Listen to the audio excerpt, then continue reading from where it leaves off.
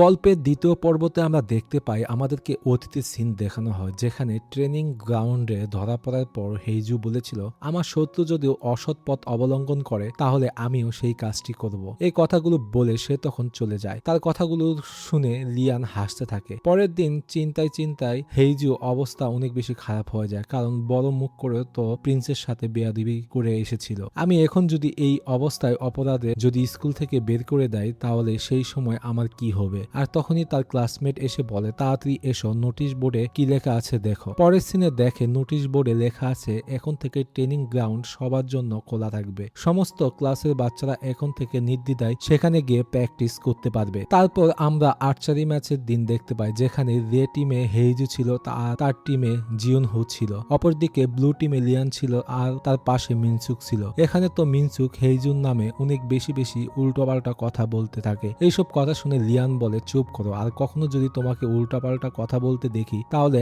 তোমার জিবা কেটে দিব। তারপর ম্যাচ শুরু হয়ে যায়, যেখানে সবাই অনেক বেশি ভালো পারফরমেন্স দিচ্ছিল। তারপর আমরা আগের কিংকে দেখতে পাই, যে প্রিন্সিপালের পাশে বসে আছে, আর প্রিন্সিপাল ব্লু টিমের অনেক বেশি করে প্রশংসা করতেছিল যে তারাই জিতবে। কিং তখন বলে, কে জিতবে বা কে হারবে সেটা তো ম্যাচ শেষ হলেই বোঝা যাবে। এবার আমরা ফাইনাল রাউন্ডে চলে যাই, যেখানে হেইজু তীর মারার পর জানা যায় যে তাদের টিমের টোটাল পয়েন্ট 110 হয়েছে, আর ব্লু টিমের 102 পয়েন্ট। টোটাল তাদের জিততে গেলে আর মাত্র 8 পয়েন্টের প্রয়োজন ছিল। লিয়ান তীর মারার জন্য রেডি হচ্ছিল, তখনই সিন বর্তমান সময় চলে আসে, যেখানে হেইজু বলে, আমাকে তুমি বিয়ে করে নাও। তার কথা শুনে লিয়ান পাখা বের করে তার মুখটি ঢাকতে থাকে আর বলে, তোমার সত্য কি আমাকে বলো। হেইজু বলে, আমি ভেবেছিলাম তুমি হয়তোবা শখ খেয়ে যাবে, কিন্তু তার উল্টো ঘটে গেল। মনে হচ্ছে আমার আগেও তোমার কাছে কেউ এসেছিল। লিয়ান পাশে থাকা গিফটের প্যাকেট দেখে বলে, হ্যাঁ তেমনি কিছু একটা। তার মানে অনেক মেয়ে লিয়ানকে প্রপোজ করেছে। আর হেইজুকে বলে, তোমার অ্যাবিলিটি গুলো আমাকে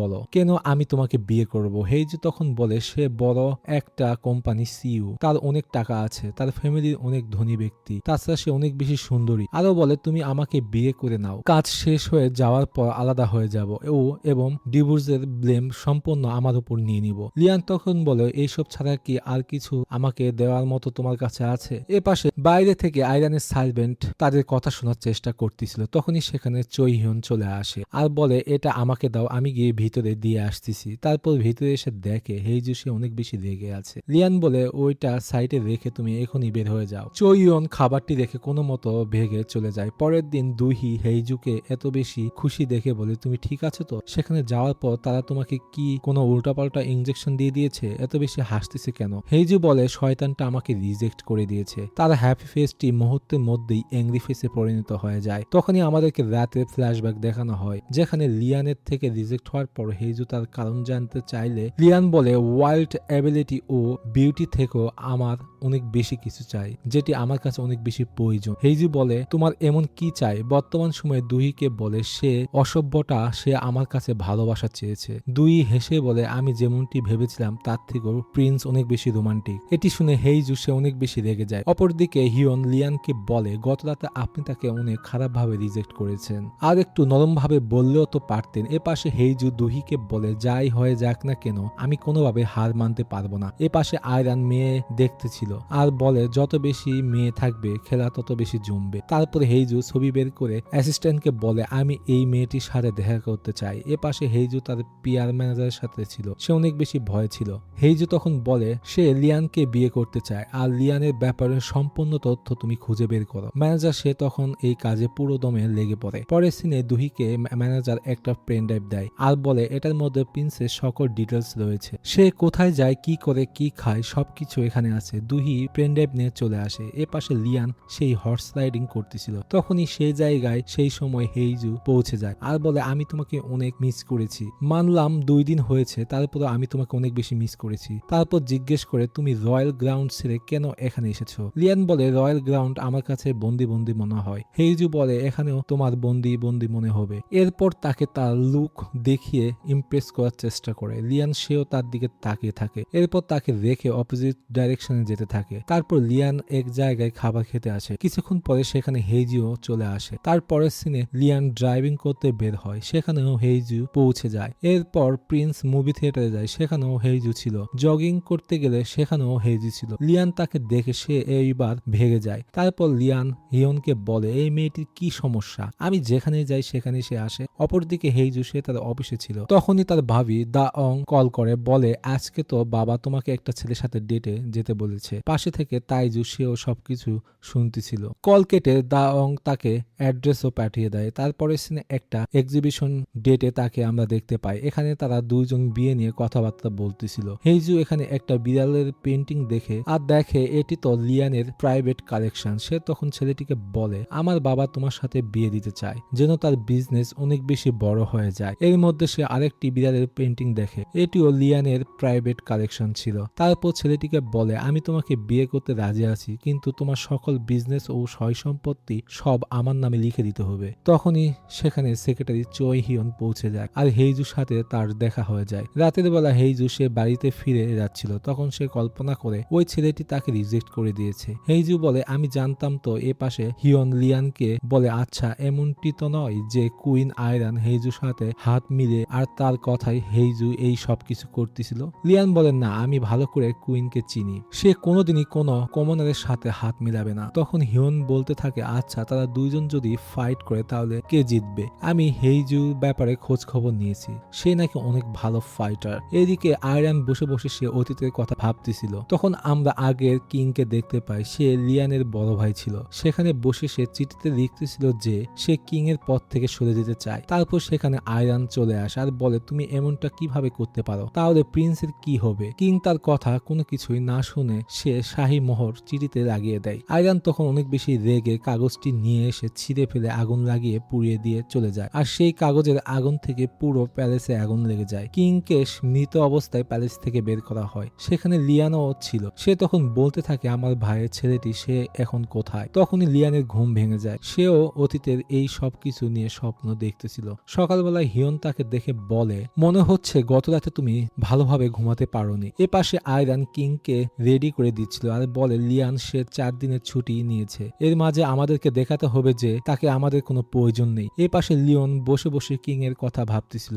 আর বলে সে কি সবকিছু হ্যান্ডেল করতে পারবে। হিয়ন বলে আপনি কোনো চিন্তা করবেন না, সে তো আপনারই ভাতিজা, আপনার মতোই সে সবকিছু পারবে। লিয়ান বলে তারপরে আমার কেন চিন্তা ভাবনা কমতিছে না, কারণ যত যাই হোক না কেন সে তো একটা বাচ্চা, তাই না। হিয়ন বলে এত চিন্তা যখন হচ্ছে আপনার তো তাহলে তার কাছে যাওয়া দরকার। তখন সে লক্ষ্য করে লিয়ান সে অনেক বেশি পরিমাণে ঘামতিছে। অপরদিকে হেইজু সে একটা অনুষ্ঠানে আসে আর একই অনুষ্ঠানে কিং লিওন সেও এসেছে। তার গার্ডরা সেখানে বসে থেকে শুধু খাচ্ছিল, পুরোই কেয়ার ফ্রি। তখনই লিয়ান সেখানে পৌঁছে যায়। গার্ড তাকে আটকানোর চেষ্টা করে। লিয়ান ধমক দিলে সে তখন সরে যায়। তখন আমাদেরকে দেখানো হয় যে এখানে কিভাবে এসেছে। আসলে সে যখন বাড়িতে ছিল কিং তাকে ফোন করে বলেছিল আঙ্কেল তুমি এখনই চলে আসো, আমার অনেক বেশি ভয় লাগতেছে। বর্তমান সময়ে লিওনকে বলে কোনো চিন্তা করো না, আমি এখানে চলে এসেছি। তারপরে লিওন যখন একা একা হেঁটে যাচ্ছিল এত ফ্ল্যাশ লাইট দেখে তার পুরো মাথা ঘোরাচ্ছিল। তখনই লিওন এসে তার হাত ধরে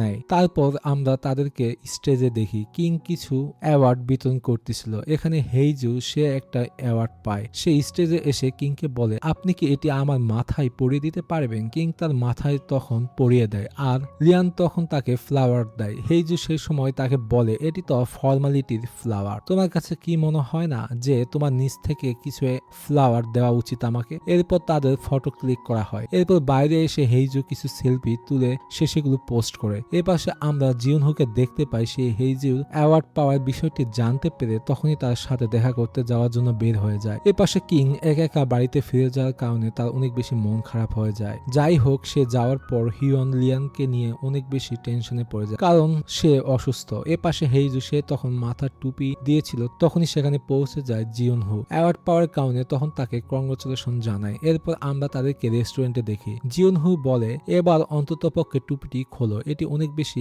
এম্বারেসিং লাগতেছে। হেইজু বলে এটি কি আসলে এম্বারেসিং নাকি কিউট লাগতেছে আমাকে বলো। তারপর টুপিটি খুলে রাখে। এরপর টুপির মধ্যে লাগানো ফুলগুলো দেখতে থাকে। জিউনহু বলে তুমি এখনো একদম আগের মতনই আছো, একটুও বদলাওনি। স্কুলে তো তুমি অনেক বেশি ফুল পেতে। এরপর আমাদেরকে অতীতের সিন দেখানো হয় যেখানে জিউনহু মোটেও তীর তাক করতে পারতেছিল না। হেইজু এইসব দেখে সে অনেকগুলো কথা শোনায় তাকে আর নিজে থেকে তাকে শেখাতে থাকে। আর তাকে এত কাছে দেখে জিউনহুর হার্টবিট অনেক বেশি বেড়ে যায়। বর্তমানেও এই ব্যাপারটি নিয়ে হেইজু সে অনেক বেশি হাসাহাসি করতে থাকে। এ পাশে হিয়ন লিয়ানের জন্য ফার্মেসি থেকে ওষুধ এনে দেয়। সে তখন একটা একটা হোটেলে ছিল। হিউন বলে আপনার এই অসুস্থতার জন্য আপনাকে হসপিটালে যাওয়া উচিত। লিয়ান বলে না, আমি হসপিটালে গেলে সবাই তখন সবকিছু জেনে যাবে। পরের সিনে আমরা দেখতে পাই হেইজু সে একই হোটেলে আসে আর ভিতরে ঢোকার সময় হিউনের সাথে দেখা হয়ে যায়। এরপর আমরা দেখতে পাই একজন ডাক্তার লিয়ানকে দেখতেছিল। সে বলে চিন্তা করতে হবে না, সে এখন ঠিক আছে। পরে যখন সে চলে যাচ্ছিল হেইজু তাকে আটকায়, কারণ সে তার পার্সোনাল ডাক্তার ছিল।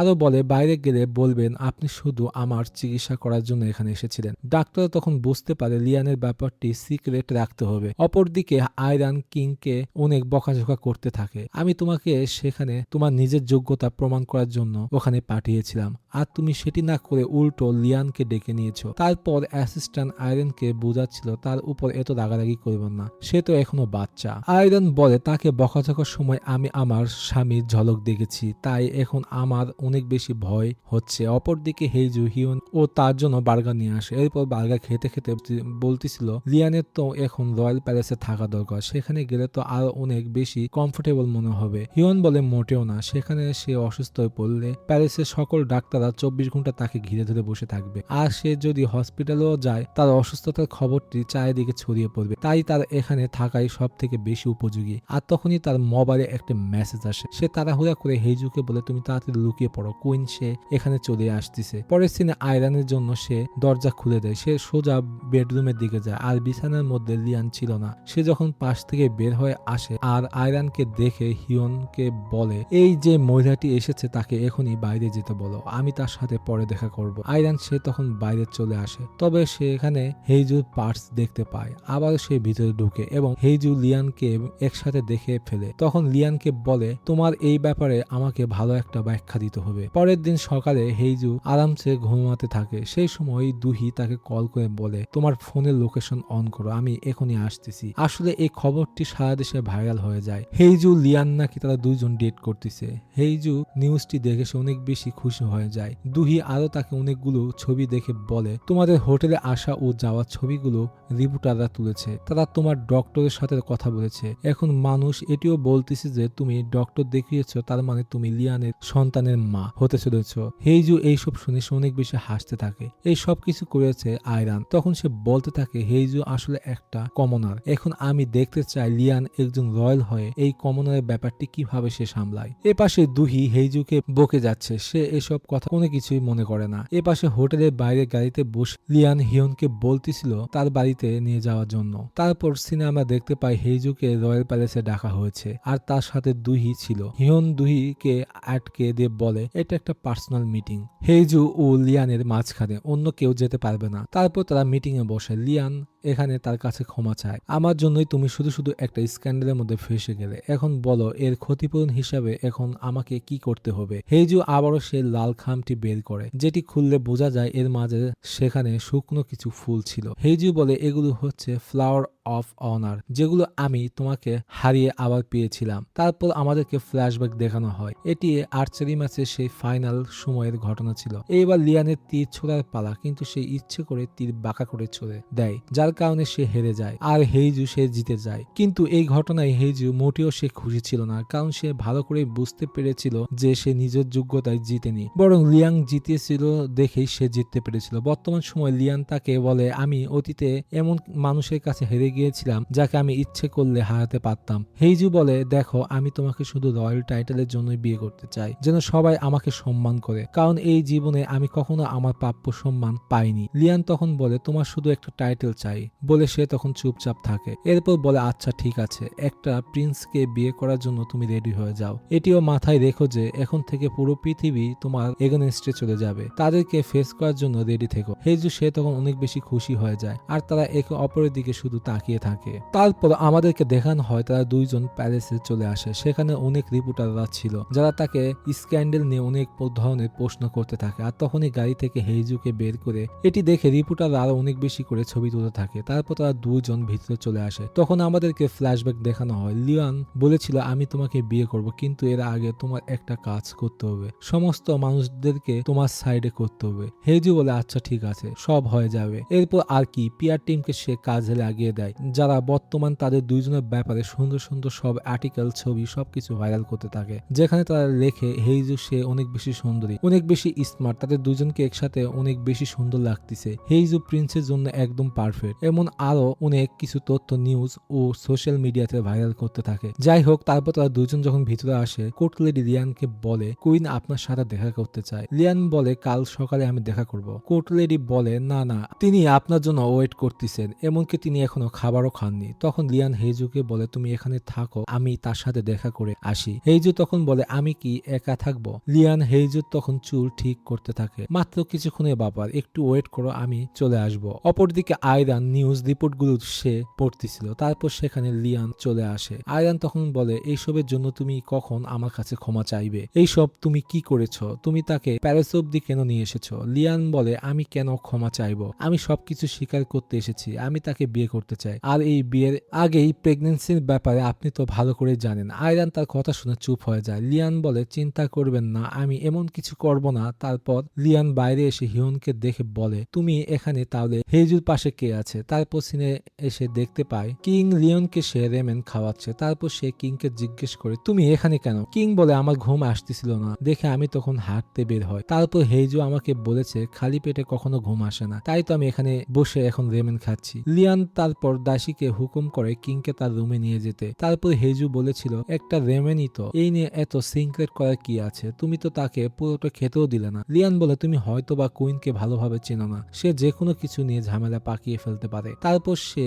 বলেছে আমাদের দুজনকে বিয়েতে সে অনুমতিও দেবে না। হেইজু বলে আমি এমন কিছু একটা অ্যাকসেপ্ট করেছিলাম। আচ্ছা বলো তো, এবার কি তোমার পরিবারের মানুষজন আমার উপর কি টর্চার করবে, যেমনটি টিভি সিরিয়ালে দেখানো হয়? যদি আমি আর আয়রনের মধ্যে কখনো মারামারি হয়, তুমি কার সাইডে নিবে? লিয়ান বলে আমি তোমার সাইড নিব। তারপর কাছে এসে বলে আমাদেরকে এমন ভাবে অ্যাক্টিং করতে হবে যেন সবাই যেন মনে করে আমি তোমার প্রেমে পাগল। তারপর সিনে কোর্ট লেডি এসে বলে হেইজু ওই রুমে ঘুমাতে পারবে না, তার জন্য আমরা আলাদা রুমের ব্যবস্থা করেছি। লিয়ান বলে হেইজু সে এখানেই ঘুমাবে। পিছন থেকে হেইজু বলে একটা কটনের নাইট ড্রেস পেলে খুশি হতাম। তারপর তারা দুইজন একসাথে শুয়েছিল। লিয়ান বলে সুপাও তো ছিল। হেইজু বলে সে এখানেই কমফোর্টেবল। লিওন বলে সুপা তো অনেক বেশি কমফোর্টেবল। হেইজু বলে তাহলে তুমি চলে যাও সেখানে। লিয়ান তখন চুপ হয়ে যায়। একটু পরে ব্ল্যাঙ্কেট নিয়ে তাদের মধ্যে টানাটানি শুরু হয়ে যায়, কেউ কারোর থেকে কম না। বাইরে থেকে এদের চিৎকার আওয়াজ শুনে সার্ভেন্টরা সবাই অনেক বেশি লজ্জা পেয়ে যায়। হাই হাই, বিয়ের আগে এইসব কি শুরু হয়ে যাচ্ছে? পরের দিন সকালে হিয়ন লিওনকে ডেকে তোলে।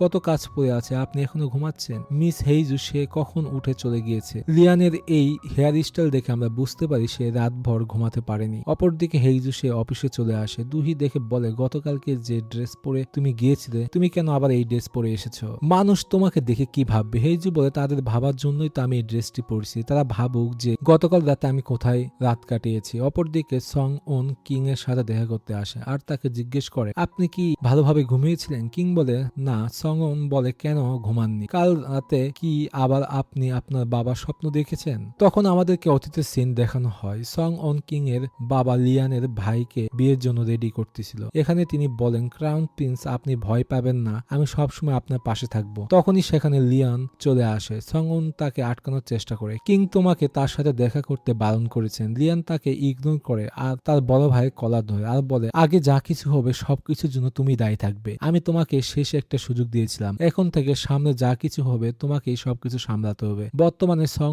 ওন কিং কে বলে আপনি কোনো চিন্তা করবেন না, আমি সবসময় আপনার পাশে আছি। এখানে তার হাসি দেখে ভালোই বোঝা যাচ্ছে যে সে সামনে কিছু একটা ঝামেলা খুব পাকাতে যাচ্ছে। এ পাশে প্রাইম মিনিস্টার জিউন হো হেইজুর সাথে দেখা করতে আসে আর বলে তুমি কি সত্যি লিয়ানকে বিয়ে করতে চলেছ? হেইজু নাটক করে বলে হ্যাঁ, আমি ওর থেকে দূরে এক মুহূর্ত থাকতে পারতেছি না। ওর পরিবার অন্য কোনো মেয়ের সাথে বিয়ে দেওয়ার জন্য ফোর্স করতেছে। এমন অবস্থায় আমাদেরকে দুইজনকে তো বিয়ে করে নিতে হবে। অপরদিকে লিয়ান বসে প্ল্যান করতেছিল বিয়েতে কাকে কাকে ইনভাইট করা হবে। তখনই হিয়ন এসে বলে কুইন আয়রান অসুস্থতা হওয়ার নাটক করতেছে, যেন কোনোভাবে রয়্যাল স্টেটমেন্ট পাবলিশ করা না যায়। তখন হেইজু লিয়ানকে কল করে আর কথা বলতে বলতে হেইজুর দিকে এগিয়ে কিছু স্কুল স্টুডেন্টরা তার উপর ডিম ছুঁড়ে মারে। হেইজু সে সাথে সাথে কল কেটে দেয়। লিয়ান এ পাশে অনেক বেশি চিন্তায় পড়ে যায়। সে সে কেন হুট করে কল কেটে দিল। আর তখনই হিউন তার জন্য এক গাদা কাজ নিয়ে চলে আসে। এগুলো কিং এর কাজ, এগুলো কুইনের কাজ, এর কাজ ওর কাজ, সব কাজগুলো করতে হবে। এত কাজগুলো দেখে লিয়ান পুরোই ডিপ্রেশনে চলে যায়। অপরদিকে হেইজু বাচ্চাদেরকে বকতেছিল, লিয়ানের সাথে তোমার এমন কি সম্পর্ক আছে যে আমার উপর রেগে আছো তোমরা? তারা বলে সে আমাদেরকে স্কলারশিপ দিয়ে রেখেছে, স্কলারশিপ দিয়েছে দেখে সে তো তোমাদের সাথে আর ডেট করতে যাবে না। এখনো সময় আছে, ভালো হয়ে যাও, না হলে কিন্তু তোমাদের উপর আমি লিগ্যাল অ্যাকশন নিতে পারি। অপরদিকে জিউনহো চার্চে এসে সে প্রার্থনা করতে থাকে। পরে সে ফাদারের সাথে দেখা করে বলে, আমার কাছের একজন বন্ধু সে খুব শীঘ্রই বিয়ে করতে যাচ্ছে, আমি তার জন্য ব্লেসিং নিতে এসেছিলাম এখানে। আমি আমার নিজের জন্য খুব খারাপ একটা কিছু উইশ করে ফেলেছি। ফ্ল্যাশব্যাকে দেখানো হয় হেইজু টিচার্স রুম থেকে কিছু একটা চুরি করতেছে, যেটা জিউনহো লুকিয়ে লুকিয়ে সবকিছু দেখতেছিল। তখন সেখানে অন্য টিচার্স আসতেছিল, দেখে সে তখন বলে প্রিন্সিপাল আপনাকে ডেকেছে। সে টিচার চলে গেলে হেইজু সে তখন রুম থেকে বের হয়ে চলে যায়। জিউনহো মনে মনে বলতে থাকে, আমি তোমাকে সব সময় রক্ষা করব, আমি তোমাকে কখনো কোনো কষ্ট পেতে দিব না। মানে সে অনেক বেশি ভালোবাসতো তাকে। তারপর ঘটনাটি পরের এপিসোডে চলে যায়।